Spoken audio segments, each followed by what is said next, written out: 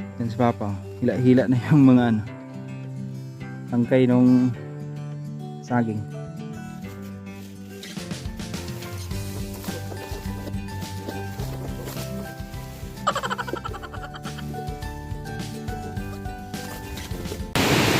Pagkakainin kalakas guys, di ko na kayang ano yan, tawirin yan. Hindi na ako mangas manawid-tawid ganyan kalakas tubig. Higada yan ha. Yan, dyan kami banda tumatawid lagi.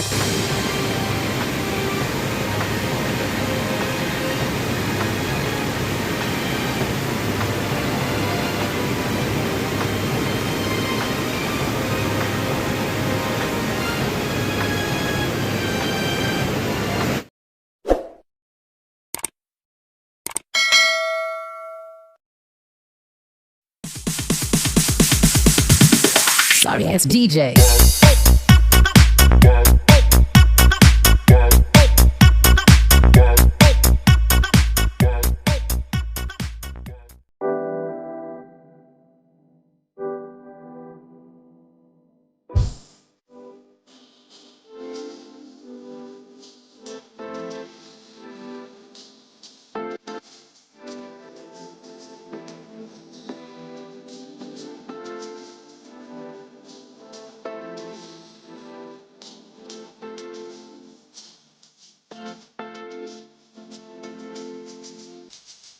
Good day guys! Ayan, panibagong araw na naman tayo no? At magiging kargador tayo ngayong araw na to. Malaki yung aking lilinisin ngayon guys.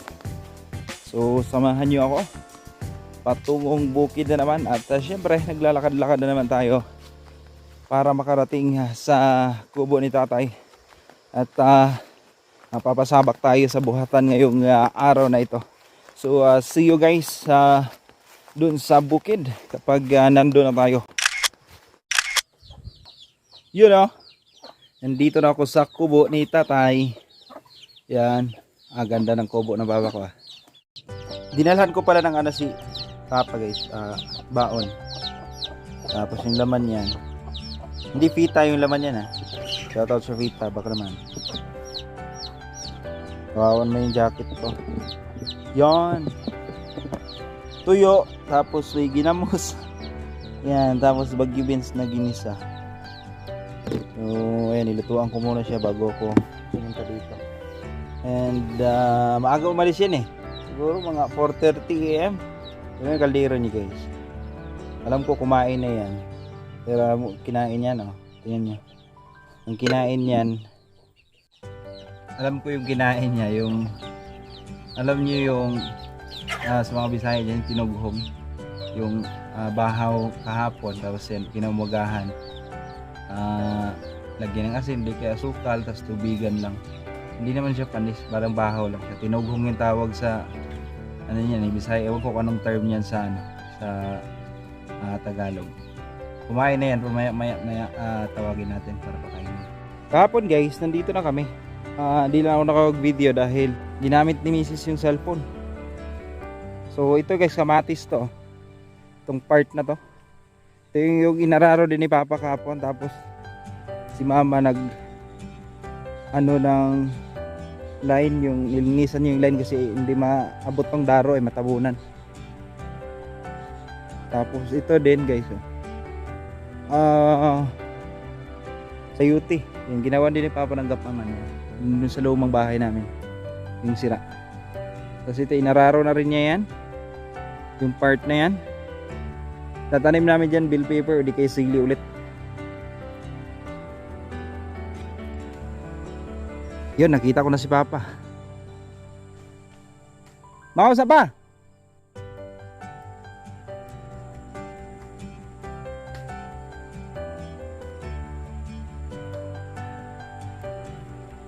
And sabi niya guys, nagtimo na daw siya, ibig sabihin kumain na daw siya.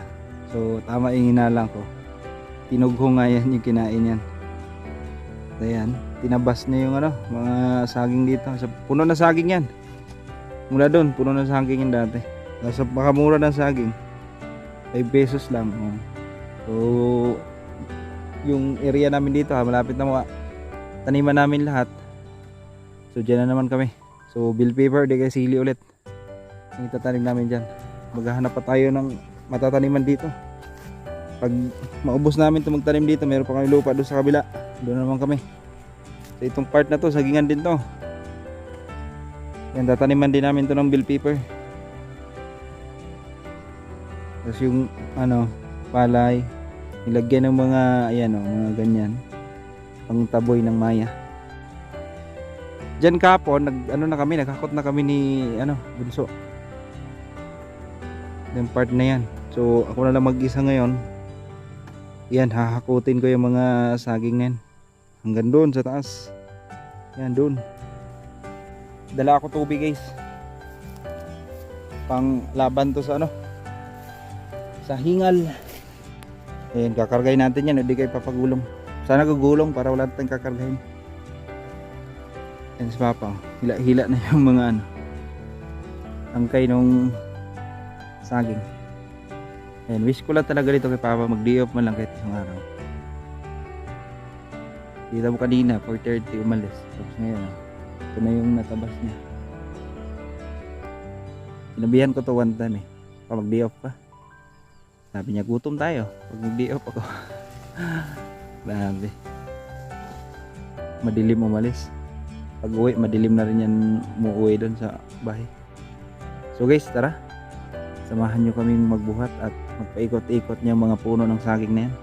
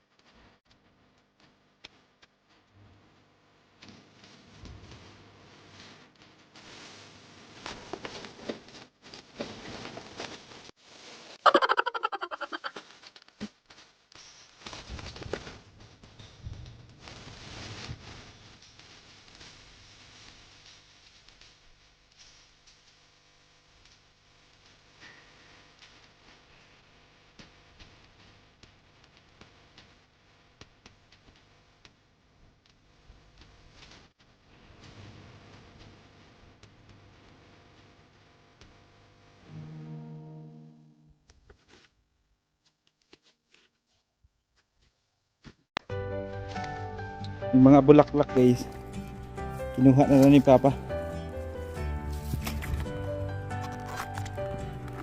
Pwede torta yan. Gulayin. Haluan daw niya ng native na manok.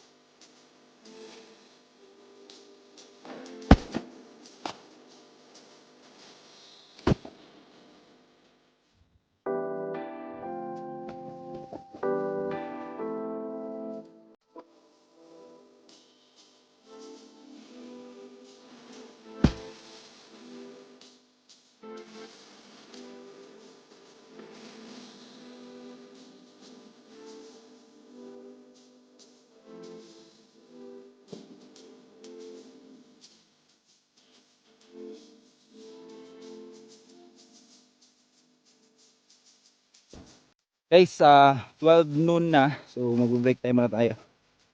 So yung part na yun guys, tapos na yan hanggang doon sa dulo. Yan. So dito na lang kami mamaya dyan. So, yan, hanggang dun sa dulo din. So dito medyo malapit-lapit lang naman pagtatapunan din dyan sa may gilid ng puno na yan.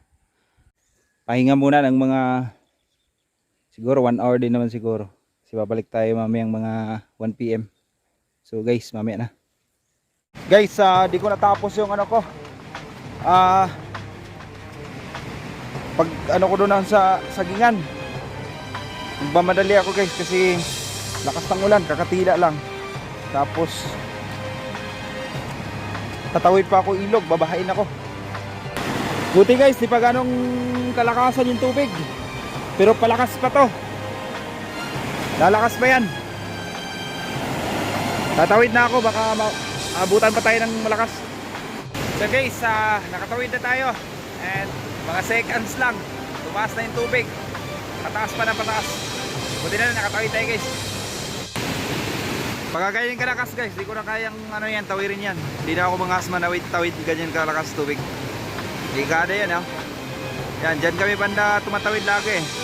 Mataas na yan, hanggang baywang na yan. Nauring ka doon papunta doon sa baba pagka sakaling tatawirin mo pa yan. Ayan ha. Tapos dyan, falls na yan, busay yan.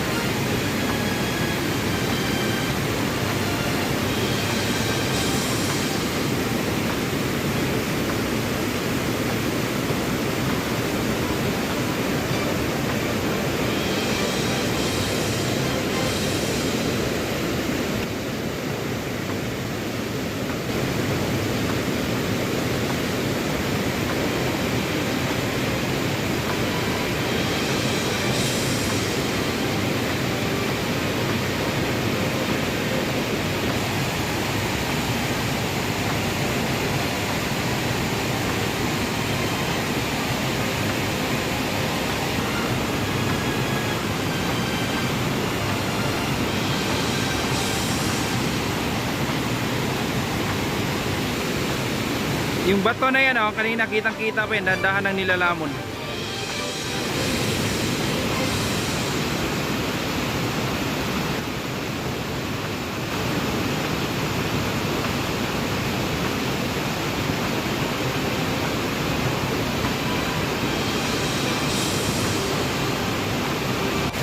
Ayan, sa likuran ko guys, lakasan ng tubig. Pataas pa na pataas.